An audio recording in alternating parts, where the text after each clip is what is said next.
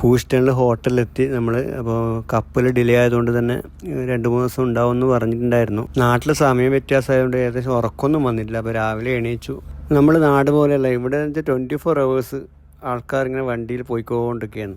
അങ്ങനെ 2 ദിവസം ബോറടിച്ചപ്പോൾ രാവിലെ പുറത്തേക്ക് പോകാൻ തീരുമാനിച്ചു. അപ്പം പുറത്ത് ഒരുപാട് ഷോപ്പിംഗ് സെൻറ്ററും എല്ലാം ഉണ്ടല്ലോ, ഓരോന്നിനും ഓരോ മാളാണ്. ഇപ്പോൾ തുണിക്ക് വേണ്ടിയിട്ട് തുണിയുടെ മാത്രം റോസ് എന്ന് പറഞ്ഞൊരു സൂപ്പർ മാർക്കറ്റ്, അതുപോലെ വാൾമാർട്ട്, പിന്നെ ഇലക്ട്രോണിക്സിന് ബെസ്റ്റ് ബൈ, അങ്ങനെ പലതരം ബിൽഡിങ്ങുകളുണ്ട് ഇവിടെ ഒരുപാട്. ഈ ബിൽഡിങ്ങെല്ലാം കയറി ഇറങ്ങുമ്പോൾ തന്നെ ഏകദേശം വൈകുന്നേരം ആവും. അപ്പോൾ ഒരുപാട് സമയം വേണ്ടി വരും ഇതിൻ്റെ ഉള്ളിലെല്ലാം കയറി ഇറങ്ങണം. അപ്പോൾ എല്ലാറ്റിലും കയറിയിട്ടൊന്നുമില്ല.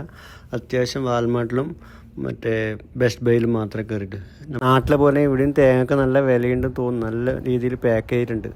ഫ്രൂട്ട്സ് എല്ലാം കാണുമ്പം മേടിച്ച് കൊണ്ടുപോകാൻ തോന്നുന്നു. പക്ഷേ നമുക്കിപ്പോൾ ആവശ്യമില്ലല്ലോ. ഈ കാണുന്ന ടാങ്കെല്ലാം നമ്മൾ ഷിപ്പിൽ നിന്ന് ഓയിൽ കൊണ്ടുവന്നിട്ട് സ്റ്റോർ ചെയ്യുന്ന സ്ഥലമാണ്.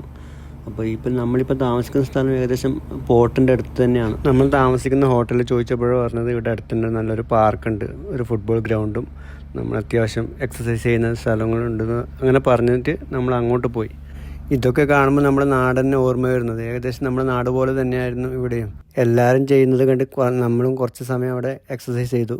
അപ്പോൾ കുറച്ച് സമയം അവിടെ അങ്ങനെ ചിലവഴിച്ചു. പിന്നെ നേരെ തിരിച്ചു വന്നു. ഇവിടെയും സ്ഥലം വിൽപ്പനയൊക്കെ ഉണ്ടെന്നുള്ളൊരു ബോർഡ് കണ്ടു. അപ്പോൾ നേരെ ഹോട്ടലിലേക്ക് തിരിച്ചെത്തി. അപ്പോൾ പിന്നെ ഭക്ഷണം കഴിക്കേണ്ട സമയമായി. നേരെ മുകളിലേക്ക് പോയി. 8ാമത്തെ ഫ്ലോറിലായിരുന്നു ഭക്ഷണം. അങ്ങനെ ഭക്ഷണം കഴിക്കാൻ മുകളിലേക്ക് എത്തി. അപ്പോൾ എല്ലാം കഴിഞ്ഞ് ഭക്ഷണം കഴിഞ്ഞ് ഇവർ ടേബിൾ ടെന്നീസും കളിച്ച് നേരെ ബാക്ക് ക്യാബിനിലേക്ക് പോയി.